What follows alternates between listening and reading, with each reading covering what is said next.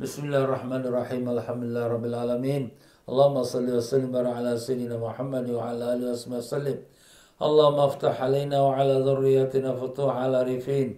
Allahumma alimna ma yanfa'una wanfa'na bima 'allamtana wa zidna 'ilma.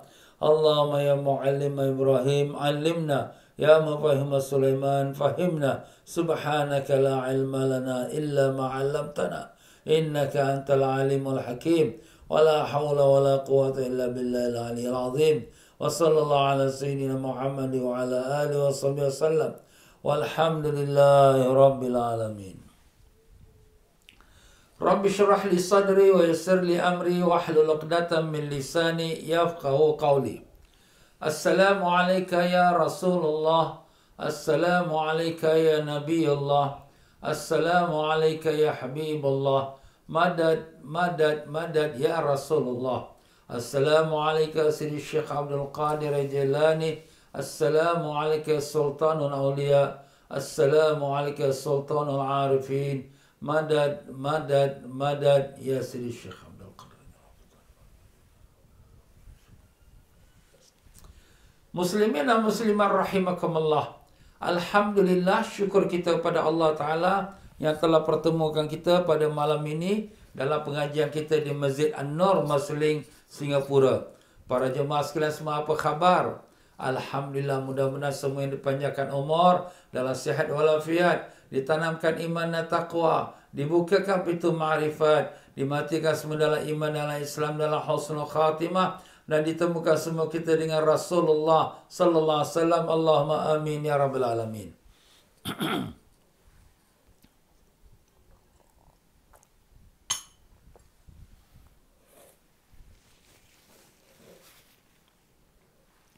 Ya, para jemaah yang dimuliakan Allah, alhamdulillah, dalam pengajian kita Al-Hikam, kita telah sampai di muka surat yang 128 pada kalam hikmah 104. Jadi mereka yang di kitab yang lama ni, mereka buka muka surat 128, ya. Di kalam hikmah 104. Bagi mereka yang kitab baru ni mungkin tak sampai muka surat 128. Pokoknya lihatlah kepada kalam hikmah 104. Ya, dalam pelajaran kita yang lepas, kita telah mengatakan dalam tajuk ujian tauhid dalam pemberian dan penolakan. Ujian Allah. Nak menguji tauhid kita, iman kita, akidah kita kepada Allah Ta'ala. Jadi, dalam pembicaraan kita lepas, Allah Subhanahu Wa Ta'ala kadang-kadang memberi kepada kita sebagai nak melahirkan, nak menunjukkan pemberiannya. Al-Wahhab yang memberi, Al-Mun'im yang memberi nikmat.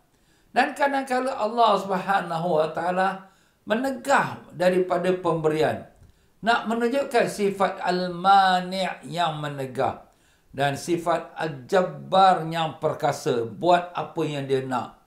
Jadi ini semua adalah merupakan Allah nak mengajar kita mengenal akan sifat-sifat Allah Ta'ala.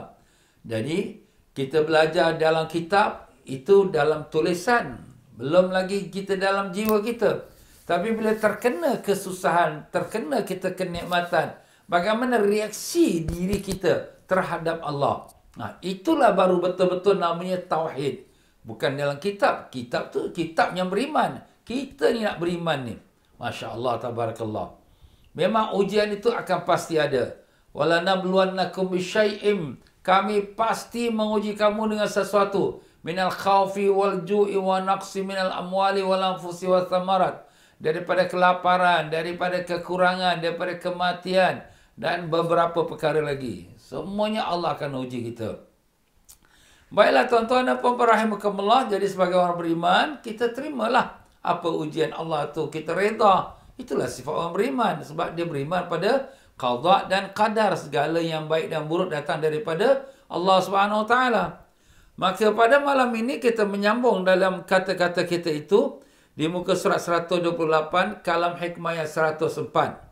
Berkata Siri Syekh Ibnu Athaillah rahimahullah ta'ala, semoga Allah Ta'ala tinggikan darjatnya dan melimpahkan rahmat pada rohnya Dan demikian juga kepada Ustaz Salim Bahrasi, tuan penterjemah kitab ini. Semoga Allah tinggikan darjatnya dan melimpahkan rahmat pada rohnya. Kepada kedua guru kita itu kita hadiahkan suratul Fatihah. A'udzubillahi minasyaitonir rajim. Bismillahirrahmanirrahim. Alhamdulillahirabbil alamin arrahmanir rahim maliki yaumiddin. Iyyaka na'budu wa iyyaka nasta'in. Shiratal ladzina an'amta 'alaihim ghairil maghdubi 'alaihim waladdallin. Ya, para kalam hikmahnya 104. Qala al-muallif rahimahullah ta'ala wa nafa'ana Allah bihi bikum fid darani amin. Innama yu'limuka al-man'u li'adami fahmika 'anillahi fihi. Sesungguhnya sebab terasa pedihnya penolakan Allah kepadamu itu kerana engkau tidak mengerti hikmah rahmat Allah dalam penolakan, iaitu tidak memberi harapanmu. Jadi dalam kita telah sebutkan dalam kalam hikmah yang minggu lepas, Allah kadang-kadang memberi, nak menunjukkan sifat mun'im, sifat dia tu memberi, sifat dia tu menganugerahkan. Dan kadang-kadang Allah menahan, tidak memberi pada kita apa yang kita minta, nak menunjukkan sifat dia yang al-mani', yang menahan, dan sifat al-jabbar, yang perkasa, nak melakukan apa dia lakukan. Tetapi manusia ini bila dia tertimpa dengan keadaan demikian, dia berbeza-beza reaksinya. Orang awam, orang yang publik, orang yang lemah iman, yang tak ada mengenal Allah sebenarnya, maka dia rasa pedih bila dia tak dapat apa yang dia minta. Itu biasalah. Ustaz, saya dah banyak doa, tak dapat lagi Ustaz. Itulah. Jadi dia rasakan pedih, rasakan duka cita, sedih dia. Kerana apa dia punya hajat tak terkabul lagi. Padahal di sisi Allah dah terkabul. Tapi daripada sisi dia, dia nak tengok benda itu depan mata dia. Jadi di sini Al-Imam Ibn Atha'illah Skandari rahimahullah ta'ala nak beritahu pada kita, kenapa jadi macam itu? Jadi disebutkan sini, sesungguhnya sebab terasa pedih. Sebab terasa pedihnya penolakan Allah. Mana Allah tak memberi pada kamu apa kamu minta itu, kerana engkau tidak mengerti hikmah rahmat Allah. Kau tak faham, tak mengenal, kau tak kenal Allah lagi.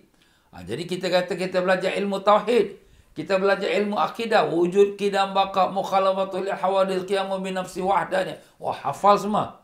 Tapi bila terkena dengan keadaan yang kita tak senang, kita rasakan sedih, duka cita. Kenapa Tuhan? Aku dah beramal, aku dah bangun tahajud, aku dah baca Quran, baca Yasin, tapi kenapa masih lagi macam ini susah? Nampak? Dia masih lagi buta, tak mengenal Allah. Allah.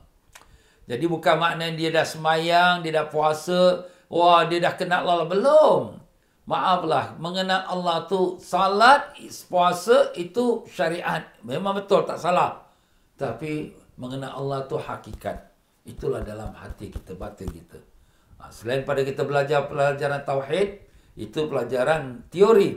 Tapi penghidupan kita dengan tauhid itu, itulah dalam hati rohani kita. Jadi Al-Imam Ibn Atha'illah Skandari rahimahullah ta'ala bila setelah mengatakan demikian, maka alim-alim ulama membuatkan penjelasan. Antaranya Al-Imam Ibn Ajibah di dalam kitabnya Iqazul Himam, kitab yang mensyarahkan iaitu kitab Hikam. Beliau telah mengatakan,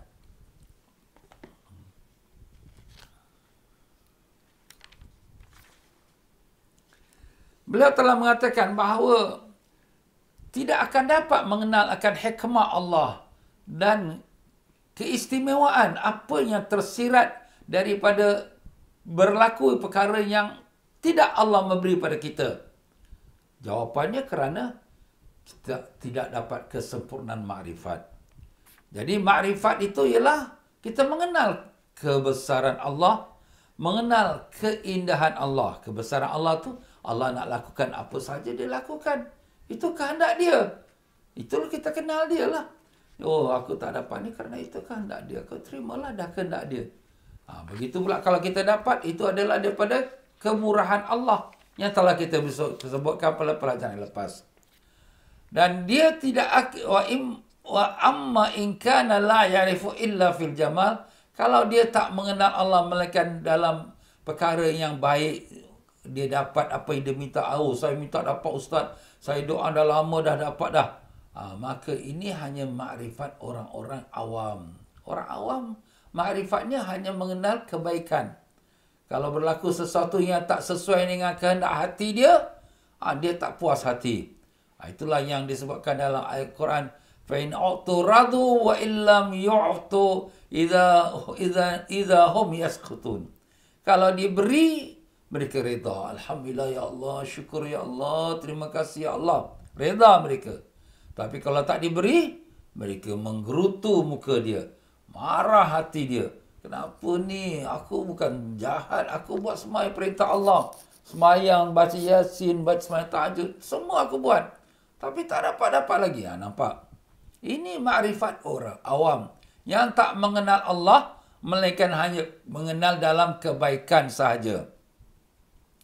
Jadi sebenarnya makrifat ni, dia menghasilkan taslim war rida. Taslim itu penyerahan yang sempurnanya.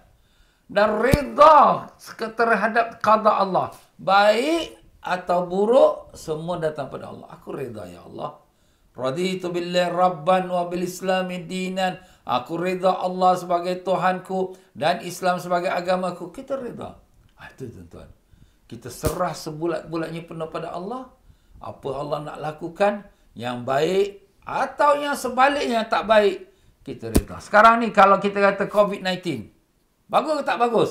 Ustaz, susahlah kita ni. Ekonomi jatuh, macam mana kita ni kerja pun kena potong gaji, macam-macam. Bagi orang awam. Bagi kita orang yang makrifat, dan sepatutnya kita makrifat. Sebab kita mengenal Allah. Dan kita bukan mengenal Allah dalam kitab saja, kitab tauhid. Tapi mengenal Allah dengan hati rohani kita. Kita reda, itu kehendak Allah. Ya, Alhamdulillah.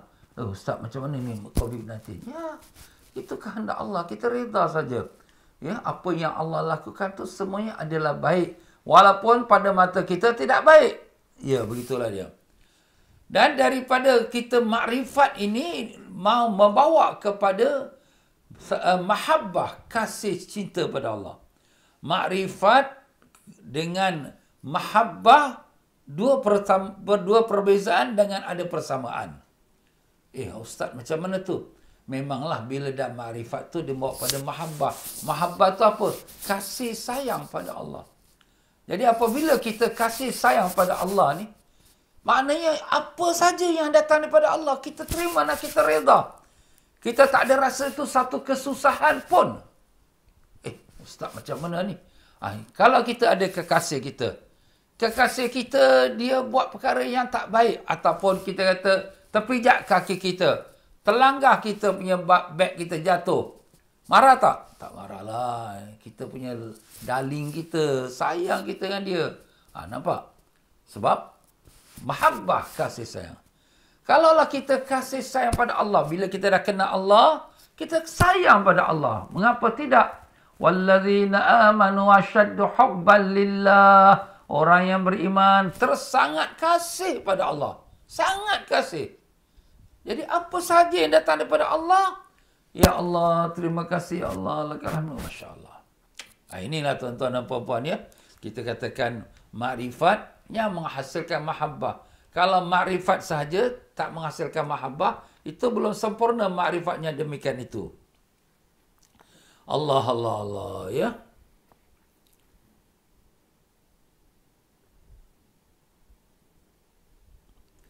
Dan demikianlah kata Tuhan penterjemah kita di sini, tiada sempurna iman keyakinan seseorang terhadap Allah sebelum dia memiliki dua sifat. Ini dinukil daripada kalam seorang wali Allah bernama Syekh Ibrahim Al-Khawas.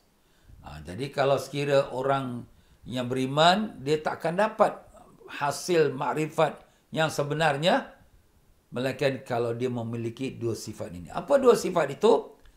Pertama, percaya penuh kepada Allah. Yakni menyandar dan berharap hanya kepada Allah. Percaya penuh pada Allah. Ustaz, memang kita percaya Allah, dia Tuhan. Dia Tuhan apa? Dia Rabbul Alamin, yang mengatur seluruh alam ini. Mengatur apa? Segala-galanya, yang baik, yang buruk, semua datang daripada dia. Itu kan rukun iman. Rukun iman 6 perkara. Apa dia yang perkara yang ke-6? Beriman pada qada dan qadar. Segala yang baik dan buruk semua datang dari Allah. Ni COVID-19 ni, ini datang daripada Allah juga. Walaupun orang kata ini teori sana, teori orang sini, orang, tapi hakikatnya kalau tanpa izin Allah pun tak berlaku. Semua kehendak Allah. Nah, apabila kita dah ada keyakinan penuh bersandar kita pada Allah, tidak bersandar pada yang lain. Rezeki kita daripada Allah. Sehatnya kita daripada Allah. Dan begitulah kabul hajat kita daripada Allah. Habis ustaz, ni kita sakit ni kita makan ubat. Ubat tu hanya sebab saja, tapi bukan dia menyembuhkan.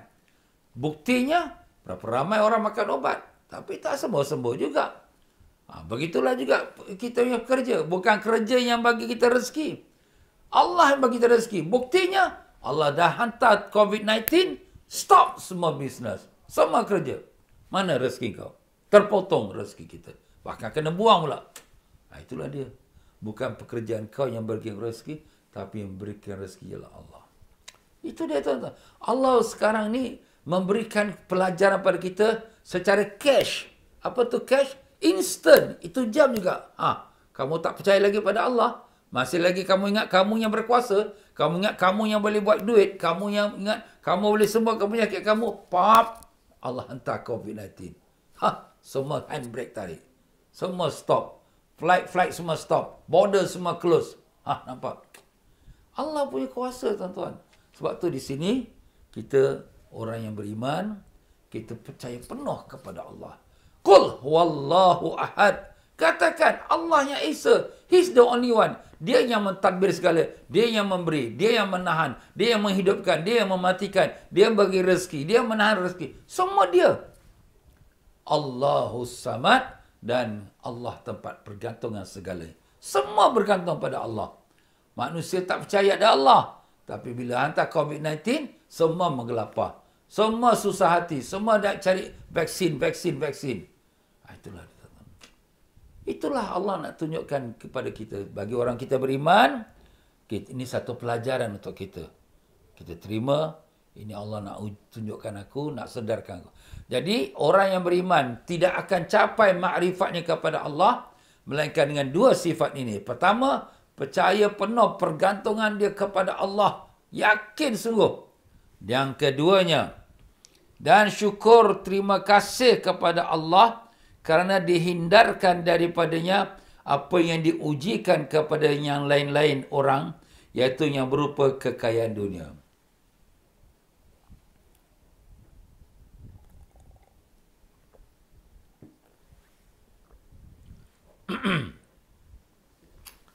Syukur kepada Allah Ta'ala. Jadi syukur kepada Allah Subhanahu Wa Ta'ala ini,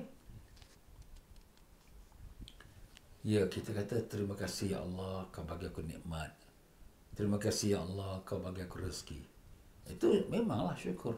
Tapi syukur di sini ialah kerana Allah hindarkan kita daripada yang diuji kepada yang lain. Orang-orang lain yang diuji lagi berat pada kita.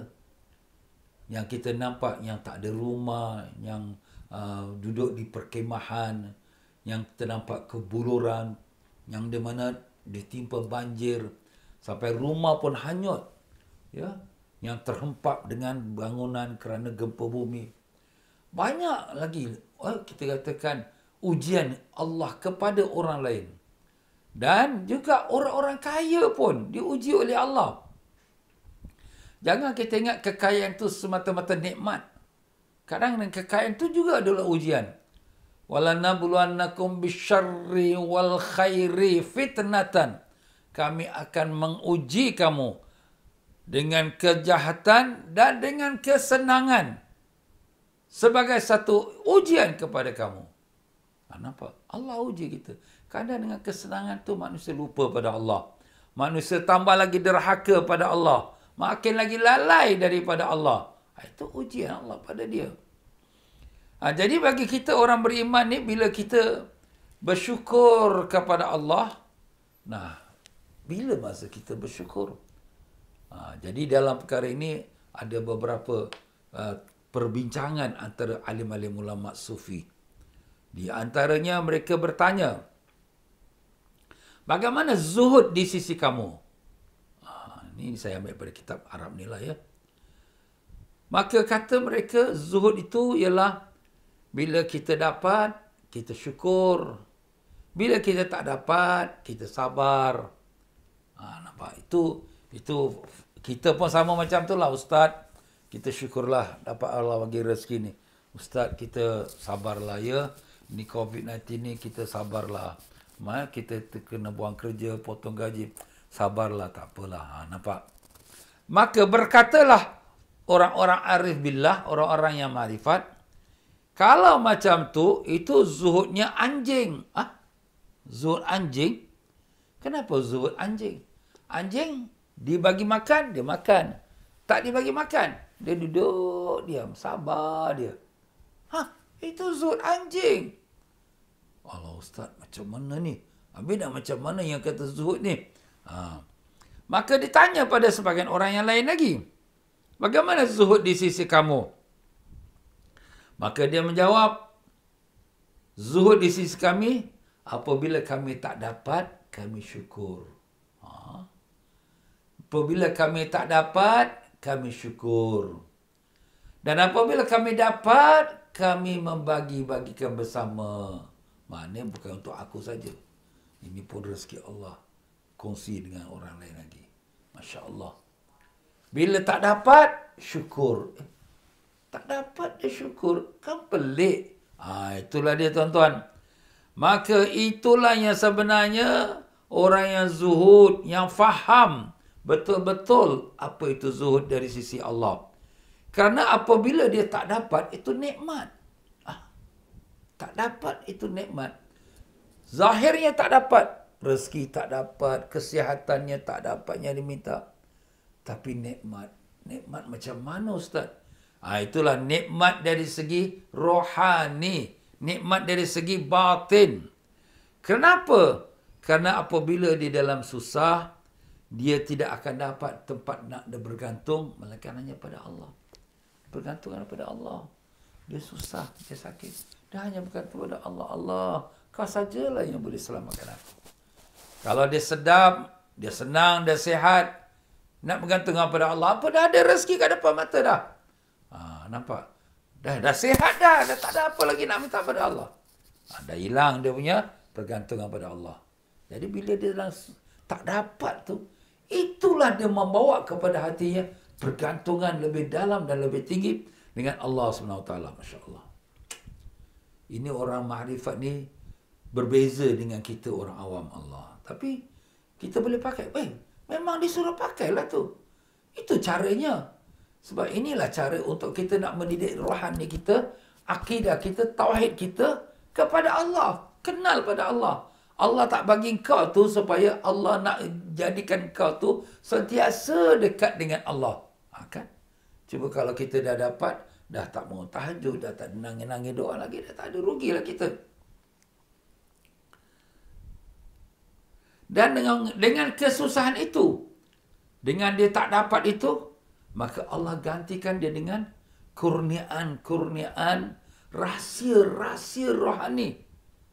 Macam mana Ustaz dapat kurniaan rahsia rohani? Dapat lagi terpancar cahaya nur ma'rifat. Dapat lagi rasa kemanisan dalam dia mengenal pada Allah. Dapat rasa lagi dia tu dapat bermunajat dengan hati yang halus, dengan hati yang sedih sayu dengan Allah. Masya Allah. Sebab tu Syekh Ibrahim, seorang wali, Syekh Ibrahim bin Adham, rahimahullah ta'ala, wali Allah. Satu masa dia bermusafir dan sampai di satu masjid waktu malam, Isyak. Dia lepas main Isyak, dia nak etikaf lah kat masjid tu. Nama dia pun memang masyhur, orang ramai pun kenal, Syekh Ibrahim bin Adham. Maka tiba-tiba nuja masjid itu, nuja, Tok Siak dia yang tukang jaga masjid itu, halau dia keluar. Tak bagi tidur dalam masjid. Keluar, jangan tidur dalam masjid. Aku tak peduli siapa engkau, walaupun engkau Ibrahim bin Adham sekalipun. Memang ni Syekh Ibrahim bin Adham. Walaupun maknanya ni Nuja ni dia nak cakap kau wali Allah besar pun kau tak boleh tidur dalam masjid ni. Kalaulah kau pun ni wali Allah. Tapi memang betul dia tu wali Allah tu. Jadi dia pun tarik Syekh Ibrahim bin Adham dan buangkan kat luar pintu. Dan luar pintu tu ada tangga. Jatuh top jatuh sampai ke lantai. Apa kata Syekh Ibrahim? Demi Allah, tidak dapat aku rasa nikmatnya lebih daripada saat apabila aku dilontar keluar pada masjid, jatuh aku di setiap satu tangga, terbuka satu hijab. Jatuh satu tangga, terbuka lagi satu hijab. Jatuh lagi satu tangga, terbuka lagi hijab. Masya Allah. Dia terbuka hijab. Dia dapatkan nikmat rohani itu dengan berlakunya dibuang daripada masjid. Daripada segi mata zahir, kesian dia. Nak tidur masjid pun Nuja ni tak bagi. Orang musafir. Dia buang pula sampai kat luar jatuh tangga. Itu pada mata zahir. Tak dapat apa yang diniatkan awal oleh Syekh Ibrahim nak tidur kat masjid. Tapi dia dapat yang lain pula. Kerohanian. Terbuka hijab. Jadi kita ni kadang-kala dalam keadaan kesempitan, kesusahan, jangan kita ingat itu satu kecelakaan, kerugian. Sebenarnya Allah nak memberi kepada kita lebih daripada yang zahir kita yang kita duk minta ni. Sebab tu di sini kata tuan penterjemah kita, juga tidak sempurna iman keyakinan hamba sebelum dia mengerti bahawa pemberian Allah sesuatu yang bermanfaat dan penolakan Allah itu kerana mudarat yang bahaya. Jadi Allah tidak memberi pada kita kerana Allah nak peliharakan sesuatu mudarat yang lebih besar lagi. Dan Allah nak memberi manfaat kepada kita. Subhanallah. Itulah dia tuan-tuan dan puan-puan ya. Jadi dalam kita hidup ini semua kita akan lalui dalam hidup. Pelajaran tasawuf ini bukan hanya orang tasawuf saja, tidak. Semua kita melalui hidup. Sebab pelajaran tasawuf ini ialah peribadi Muslim. Bagaimana kalau dia menghadapi ujian ini, kesenangan, kesusahan, kecelakaan, inilah dia obat-obatnya. Jadi kalau orang belajar tasawuf, dia hidup ni tak ada yang susah. Kenapa Ustaz? Kesian dia susah Ustaz. Tapi bagi dia tak ada apa. Kenapa? Kerana dia melihat itu datang daripada Allah Subhanahu Wa Taala. Dan demikianlah apabila di dalam susah ya, ataupun dalam tak mendapatkan apa yang dia minta, maka Allah bukakan daripada cahaya nur dan meninggikan pahala dia, dan begitulah Allah angkatkan darjatnya dan banyak lagi lah kelebihannya. Dan seterusnya Al-Imam Ibn Athaillah Skandari berkata di dalam kalam hikmah yang ke-105, Rubbama fataha laka babat ta'ah wa ma fataha laka babal qabul wa rubbama qada alayka bi dhanbi fakana sababan fil wusul. Artinya, ini ada dua rangkapan. Rangkapan pertama, mungkin Allah membuka untukmu pintu taat, tetapi belum dibukakan bagimu kabul penerimaan. Ya. Allah bukakan kita pintu taat. Pintu taat tu berupa kita dapat bangun tahajud, dapat baca Quran, dapat berwirid. Tapi kadang-kala dibuka pintu taat, tidak dibuka pintu kabul. Maknanya apa maksud Ustaz? Kabul. Kabul tu penerimaan. Mana amal kamu tu tak diterima. Macam mana pula tak diterima? Jadi inilah yang kita rasa bimbang. Kita takut kita ini ibadatnya syuk sendiri. Ustaz, adakah ibadat tu nama syuk sendiri? Ya. Kenapa dia syuk sendiri? Sebab dia tahu orang tengok dia. Sebab dia tahu orang tu menghormati dia. Sebab dia tahu orang-orang angkat darjat dia. Jadi dia melakukan ibadat tu dengan rasa sedap, lazat kerana yang lain daripada Allah. Jadi tak dibuka pintu pengkabulan untuk dia. Wah, ini bahaya ni, betul. Ini bahaya. Sebab itulah di sini bagi orang-orang yang murid, yang jalan menuju kepada Allah Ta'ala, hendaklah kamu berwaspada. Jangan kamu merasa syok ataupun sedap dengan ibadat, tapi ibadat kamu itu tak menghasilkan sesuatu daripada makrifat. Dia ibadat. Tujuan ibadat, tujuan taat ialah wasilah. Wasilah itu apa? Perantaraan untuk menyampaikan kita kepada mahabbatullah, kasih dan cinta pada Allah. Ibadat dia hanya kenderaan untuk sampaikan kita kepada Allah, untuk sampaikan kepada kita ma'rifatullah, untuk sampaikan kepada kita mahabbatullah, kasih pada Allah. Tapi tak mendapatkan perasaan itu. Dia tak dapatkan kemanisan dengan ibadat pada Allah. Rasanya lazat bersama Allah. Rasanya manis dia berzikir dengan nama Allah. Tapi dia rasanya sedap itu kenapa? Sedapnya kerana orang melihat dia, orang tahu dia wali, orang tahu dia ulama, orang tahu dia ahli ibadat. Allah. Rosak. Ini banyaklah berlaku antara kita pun sama juga ya. Waspadalah, jangan kita tertipu. Inilah disebabkan Syekh Ibn Atta'illah ni beritahu, Rubbama fatahalaka babu ta'ah. Kadang-kadang dibukakan bagi kamu pintu ketaatan. Wa ma fatahalaka babal qabul. Tapi tak dibukakan pintu pengkabulan. Maka di sini, apabila kita tak dibukakan pintu pengkabulan, maka kita tak sampailah kepada Allah SWT. Dan tidaklah meningkat darjat kita di sisi Allah. Dan tak dapatlah kita mendapat muraqabah dan syuhud kepada Allah. Apa tu muraqabah? Muraqabah tu makna sentiasa hati kita memandang bahawa Allah melihat kita. Dan syuhud kepada Allah. Syuhud tu apa? Sentiasa hati kita memandang kepada Allah Ta'ala. Muraqabah, kita melihat Allah sentiasa memandang pada kita. Syuhud, makna kita pula sentiasa hati kita memandang kepada Allah. Allahu Akbar.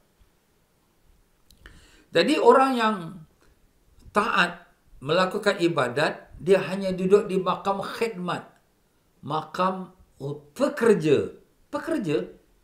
Ya. Tetapi apabila pekerjaan dia tu, khidmat dia tu, taat dia tu tak membawa kepada makrifat dan mahabbah, maka dia terlepas daripada, kita katakan, kecintaan kepada Allah, kemanisan dengan Allah. Berbeza dengan orang yang dipilih oleh Allah untuk menjadi kekasih Allah. Dia ibadat kerana dia telah dipilih oleh Allah. Hati dia bersama dengan Allah. Tak pedulikan apa hal orang melihat ke, orang tak tahu ke, tak peduli. Dia hati dia sama dengan Allah Ta'ala. Allah. Jadi itulah dia tuan-tuan ya. Apabila kadang-kadang kita beribadat ni, jangan hanya kita rasa kita dah puas hati. Aku dah sembahyang tahajud, aku dah baca Quran, aku dah zikir. Ustaz doa ajar kita baca istighfar, aku baca istighfar. Ya betul, tapi kita kena mohon pada Allah. Sebab tu doa silahul mukmin. Doa tu senjata orang mukmin. Minta pada Allah petunjuk supaya jadikan kita ni hamba Allah yang dikasihinya. Minta pada Allah ma'rifat, minta pada Allah tu keikhlasan. Minta pada Allah. Kita tak mahu diri kita ni hanya kita ibadat, tapi kita tertipu dengan ibadat kita. Sebab itulah antara doa orang ma'rifat, ilahana anta maqsudana wa ridhaka matlubana. Ilahana, wahai Tuhan kami, Engkaulah yang kami maksudkan dan keridhaanmu lah yang kami tuntut. A'tina mahabbataka wa ma'rifatak.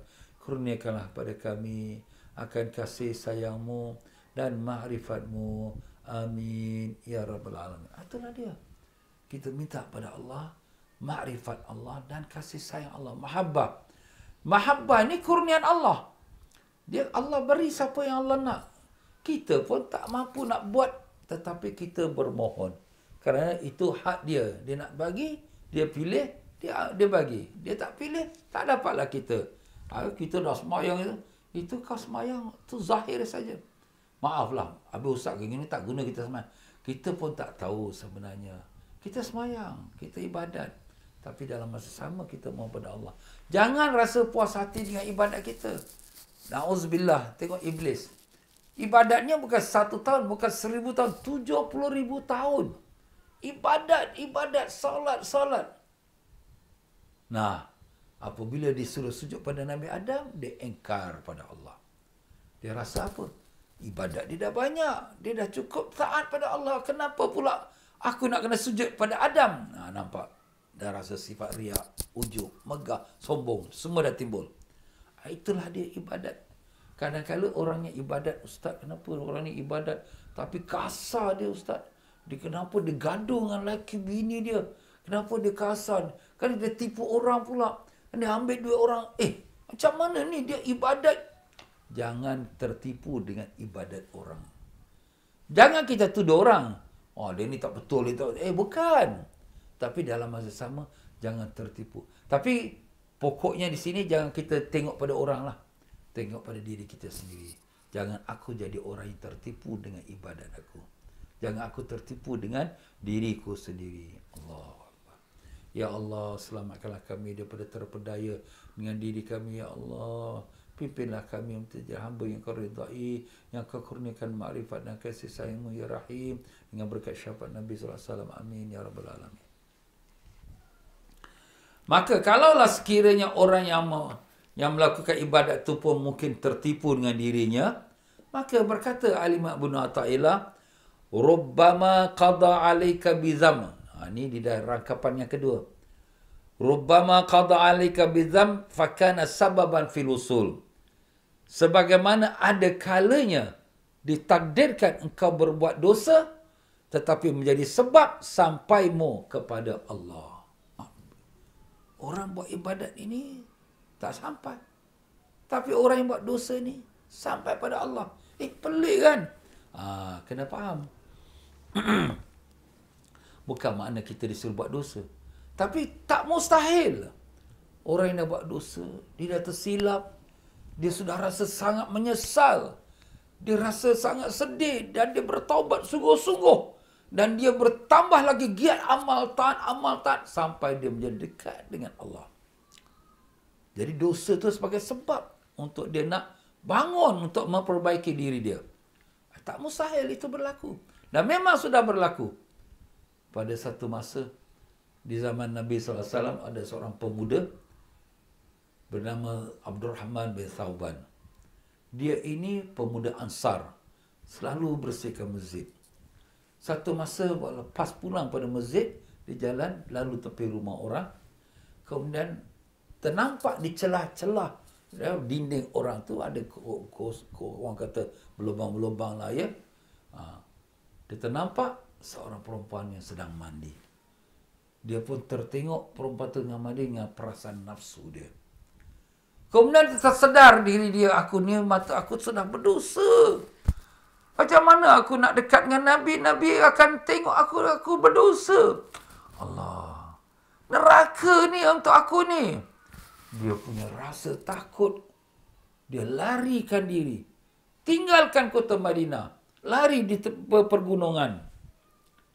Beberapa hari tak nampak. Tak datang masjid. Nabi SAW pun dapat berita dari Allah. Yang inilah dia hamba Allah. Yang takut akan dosanya. Dan dia tinggalkan Madinah. Lari ke pegunungan. Tak mau jumpa dengan orang. Takut dengan Allah. Kerana ingatkan dosa dia tu. Nabi panggil pada Sayyidina Umar dan Sayyidina Salman Farisi. Pergi kamu berdua cari pemuda ini di tepi pegunungan, di satu perjalanan ini. Maka kamu panggil dia buat datang kemari. Pergilah Sayyidina Umar dengan Sayyidina Salman Farisi pergi cari tempat arah yang Nabi tunjuk. Pergilah sampai di satu desa. Kemudian tanya orang-orang di situ. Ada tak satu pemuda yang macam ini badannya. Oh, ini pemuda yang lari dari api neraka. Oh, orang dah tahu dah. Takut dia. Jadi, tapi kamu takkan jumpa dia. Dia hanya keluar pada waktu malam. Orang tak ada, dia akan keluar di sumur tempat dia pergi untuk ambil air. Dan siang hari dia akan duduk di atas bukit. Maka Sayyidina Umar dengan Sayyidina Salman Farisi pun tunggu pada waktu malam untuk dia nak tangkap pemuda ni. Bila pemuda ni pun turun, kedua-dua sahabat ni pun pergi dekat dia. Pegang dia. Ya Abdurrahman, Rasulullah panggil kau balik ke Madinah. Hei, tak boleh. Aku sudah buat dosa. Aku buat dosa. Dah tak boleh. Aku ni ahli neraka. Ahli neraka. Tak boleh. Aku tak boleh menghadap Nabi lagi. Oh, perasaan dia sungguh takut sekali. Kemudian mereka berdua angkat dia. Bawa pergi balik ke Madinah. Sampai Madinah. Bawa balik dia ke rumah dia. Rasulullah SAW pun datang. Ya Rasulullah, aku dah buat dosa. Ya Rasulullah, aku dah buat dosa. Aku tak boleh lagi duduk di kota Madinah ni. Nabi kata, wahai Abdurrahman, Allah Maha Pengampun. Allah ampunkan dosa sebesar mana dosa kalau hamba tu bertaubat. Maka Abdurrahman kata, ya Rasulullah, apakah boleh ya Allah mengampunkan dosa aku yang begini banyak ya Rasulullah? Maka Rasulullah kata, boleh, bahkan lebih daripada itu boleh. Maka dia pun menjerit dengan rasa syukur pada Allah. Pop, dia pun meninggal. Allah meninggal. Kemudian lepas itu, waktu jenazahnya nak dibawa pergi ke kuburan Baqi setelah disolatkan di Masjid Nabawi, Nabi SAW jalan orang kata di atas tumit-tumitnya ataupun kita kata di atas jari-jarinya. Berjengkit-jengkit lah orang kata. Berjengkit-jengkit Nabi jalan. Sahabat kata, ya Rasulullah, kenapa tak jalan betul-betul? Nabi kata, penuh malaikat. Tak ada tempat aku nak pijak. Masya Allah. Malaikat penuh. Membawa jenazah seorang pemuda yang kerana dia melihatkan seorang perempuan mandi, dia sudah rasa dosa. Dan dosa dia itu telah menjadikan dia itu orang yang takut pada Allah. Sampai hari dia meninggal. Malaikat penuh mengusungkan jenazahnya. Allahu Akbar. Itulah dia tuan-tuan. Sebab itulah di sini kadang-kala, ya, ini rubama ni mana kadang-kala dosa tu menjadi sebab seseorang tu sampai pada Allah. Bila dia bertaubat dan dia memperbaiki diri. Tapi bukan makna, oh Ustaz, kalau gitu kita buat dosa. Bukan. Ini kadang-kala perkara yang berlaku di luar jangkaan kita. Ataupun berlaku dengan kita tak sengaja. Ataupun berlaku dengan sengaja. Tapi lepas tu kita taubatan nasuha. Ya ayyuhallazina amanu tubu ilallahi taubatan nasuha. Wahai orang beriman, bertaubatlah kamu pada Allah dengan taubatan nasuha. Maka begitulah dalam suatu hadis Nabi SAW telah diriwayatkan oleh Abu Hurairah radhiyallahu an.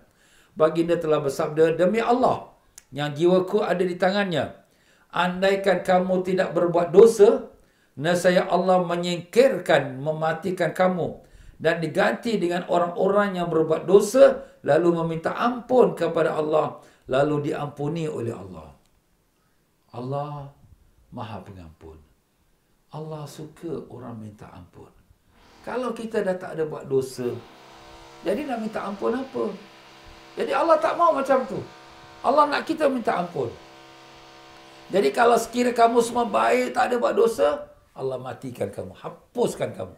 Buat datang satu kaum, ada buat silap juga, tapi dia mohon ampun pada Allah. Habis Ustaz, kalau gitu kita nak kena buat dosa. Bukan. Kita sentiasa mengaku diri kita berdosa. Ini satu perkara kita perlu faham.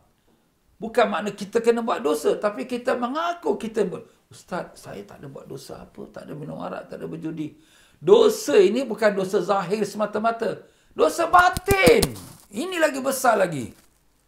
Riak, megah, sombong. Kita sembahyang macam tadi kita sebut. Taat kita tapi tak ada pengkabulan. Sebab taat kita tu tak bersih. Kita hanya syok sendiri saja. Kerana orang melihat kita, orang puji kita.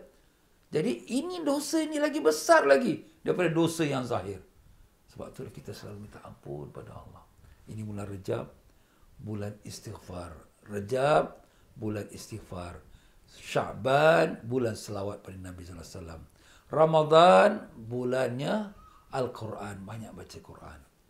Jadi bulan Rejab ni sebagai pembuka jalan nak menuju Sya'ban, nak menuju Ramadan. Siapa yang memuliakan, mengagungkan bulan Rejab dengan banyak istighfar, dengan amal soleh, bertambah-tambah amal soleh dia. Tinggalkan semua dosa-dosa maksiat. Sudah.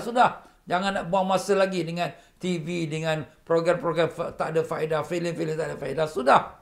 Dan kita banyakkan baca Quran, banyakkan istighfar. Maka Allah berkatkan dia sampai Sya'ban. Sampai jaga penghormatan Sya'ban, Allah berkatkan dia sampai ke bulan Ramadan. Dan siapa yang jaga penghormatan Ramadan, Allah Ta'ala akan berkatkan dia sampai Ramadan tahun depan. InsyaAllah. Jadi ambillah masa peluang ini tuan-tuan. Kita banyakkan istighfar. Istighfar jangan hanya untuk diri kita. Istighfar untuk mak bapak kita juga. Dan bukan untuk mak bapak kita saja. Bahkan untuk sekalian muslimin dan muslimat.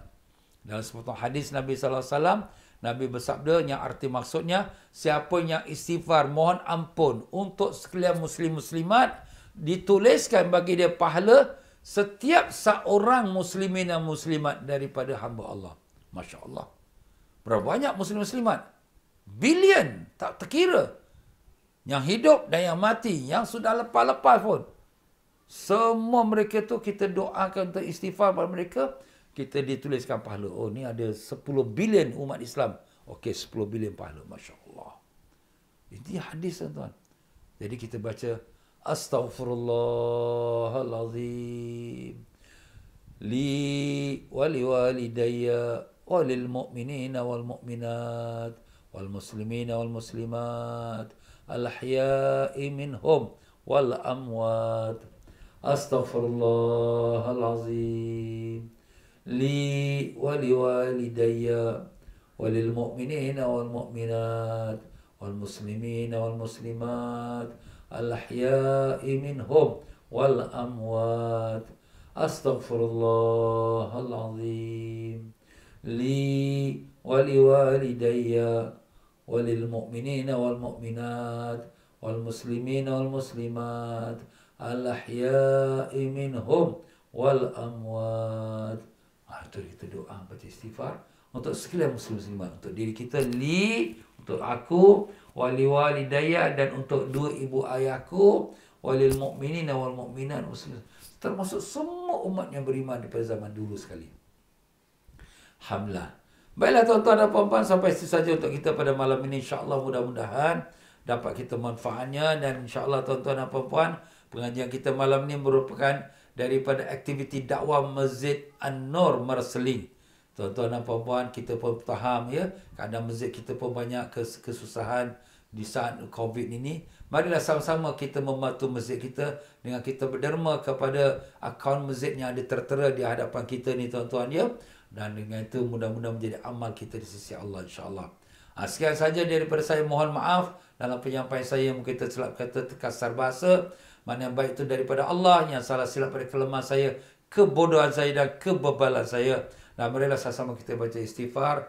Subhanaka Allahumma bihamdika asyhadu an la ilaha illa anta astaghfiruka wa atubu ilaik. Wabillahi taufiq wal hidayah. Wassalamualaikum warahmatullahi wabarakatuh.